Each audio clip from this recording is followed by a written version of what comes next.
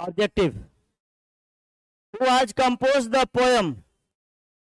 To autumn को किसने compose किया है? John kits. क्लियर है? चलो अगला। To autumn is written in लिखा गया तो कब? सितंबर सितंबर सितंबर 1819। ये कहीं जिक्र नहीं आप लोग को, इंट्रोडक्शन में कहीं जिक्र नहीं, ऐसे ही दे दिया है, ऐसे याद आएगा। 12th में नहीं, पहले बोल दिए हैं ये क्वेश्चन 12th में नहीं होगा। जो बाहरी क्वेश्चन जो गूगल से सर्च मार के दिया गया है, ठीक है, गूगल में जब ऑटम को पढ़िएगा बढ़िया से तो इसका जो अतु है तो उसमें जिक्र करे कब पब्लिश हुआ था तो बताता है कि ये उस समय, तो इसलिए। लेकिन ये आएगा क्योंकि जो आपके बुक में जिक्र है वही ना पूछेगा, फालतू थोड़ी ना पूछने जा रहा है, नहीं पूछेगा।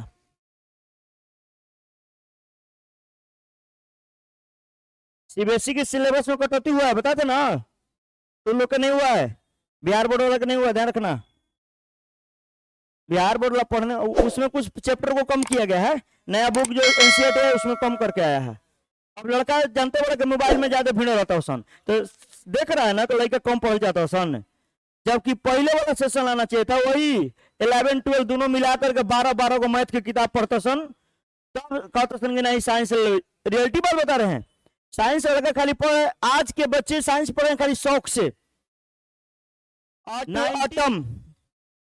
टू ऑटम इज खाली सन एन ओड है ना जी, लघु गीत है ना, कोई दिक्कत? इन ऑटम, इन ऑटम जो कविता उसमें किड्स डील्स विथ, किड्स जिक्र किए हैं, व्याख्या करते किसके बारे में? डिटेल में व्याख्या किए हैं ना जी।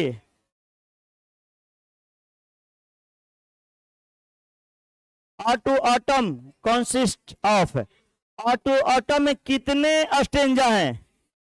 3 स्टेंजा है, याद है?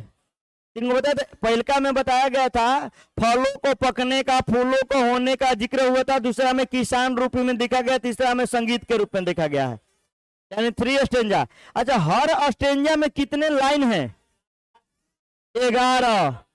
कितने लाइन है हर स्टेंजा में? कितने लाइन है? 11 लाइन है। The theme of autumn is fulfilment and maturity. सही है? तुम्हारा बुक का हुआ फिर गांव पे गए थे, अभी अभी आ रहे गाँव से, बड़ी बड़े रहे थे। हाँ हाँ हाँ। अच्छा बताओ, किड्स वाज कैसा कवि थे?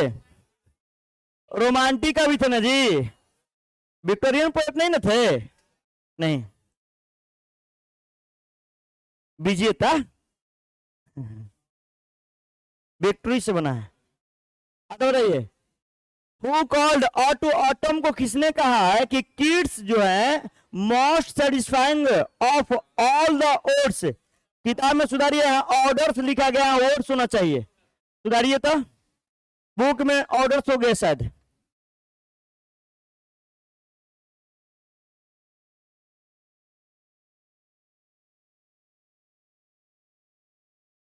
कौन जो है इनके किताब इस चैप्टर को पढ़ के, इस टॉपिक को पढ़कर संतुष्ट हुए थे? नहीं, वर्ड्सवर्थ थे, एंडेमन का कुछ का कविता था उससे संतुष्ट थे।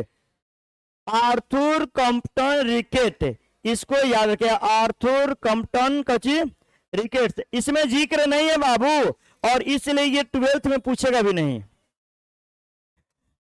दे दिया गया है। ठीक है, आगे बढ़ते हैं। कुछ कुछ किताबें अलग से रोके चाहिए ना। ईच स्टेंजा ऑफ ऑटोटम में, हर एक स्टेंजा में कितने लाइन है? 11 लाइन। सही है? नेक्स्ट, सुनी किताब कुल घर छूट गई बा, हुआ?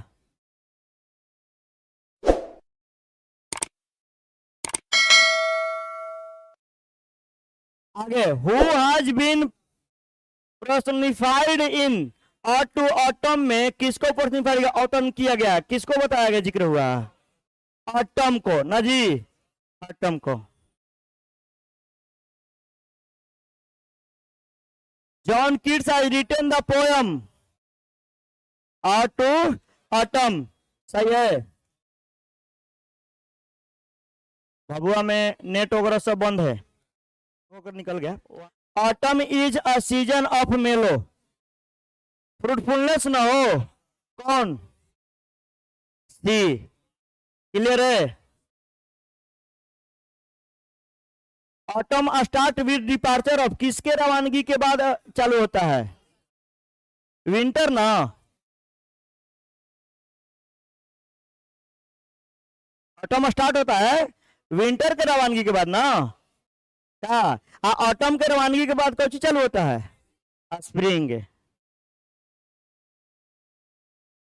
स्थान, was a great lover of nature, John Keats. देखो इस चैप्टर है, इससे तो नहीं जॉन किट्स याद रही, ऑटम याद रही, ठीक ना? कहीं ऑप्शन में देख लेवे को, मार देवे के बा।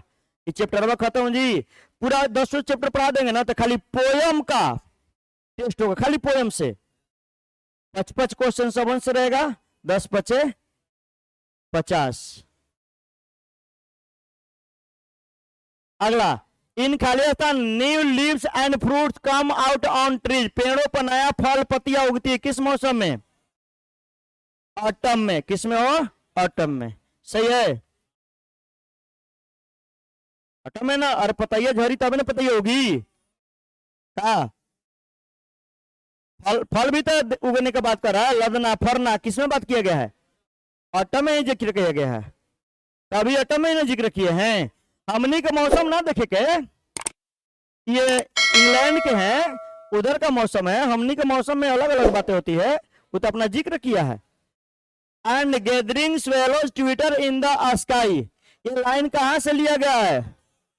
टू ऑटम से लिया गया है ना जी, टू ऑटम से लिया गया है। सीजन ऑफ मिस्ट एंड मेलो फ्रूटफुलनेस इज रिटन बाई, ये लाइन जो है लिखा गया किसके द्वारा?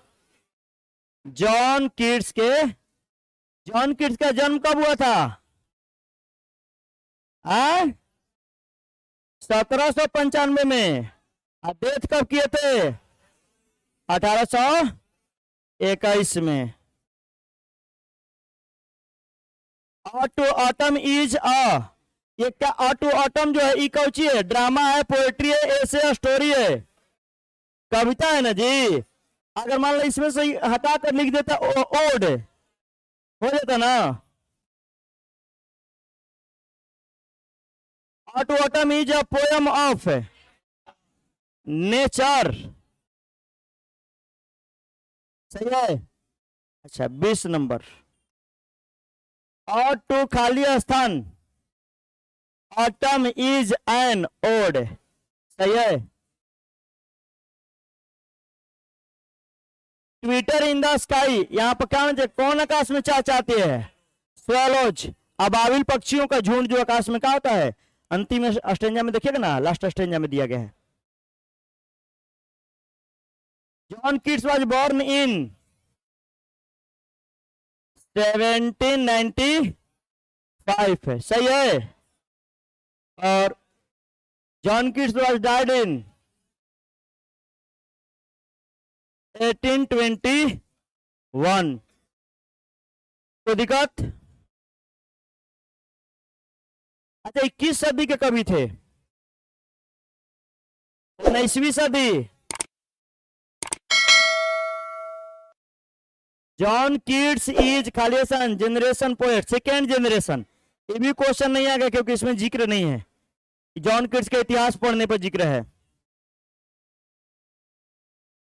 John Keats is an British poet, यह आ सकता है क्योंकि जिक्र है, सही है।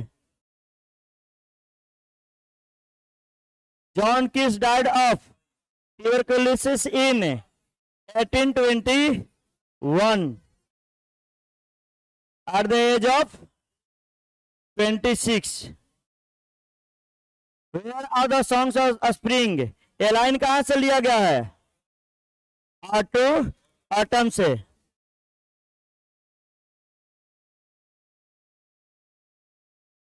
And gathering swallows twitter in the skies, इस लाइन टेकन फ्रॉम लाइन लिया गया है किससे? ऑटम से।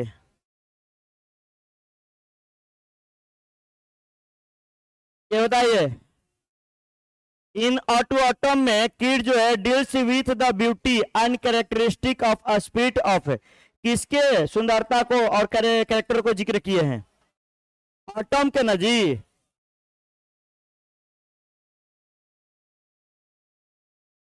Who called auto autumn Keats more satisfying, ये तो क्वेश्चन आया हुआ है, रिपीटेड क्वेश्चन है, ये क्वेश्चन रिपीटेड है।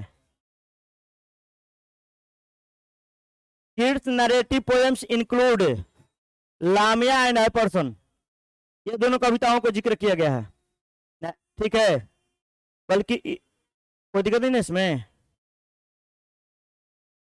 The theme of auto autumn का थीम क्या था, ये भी क्वेश्चन रिपीटेड है,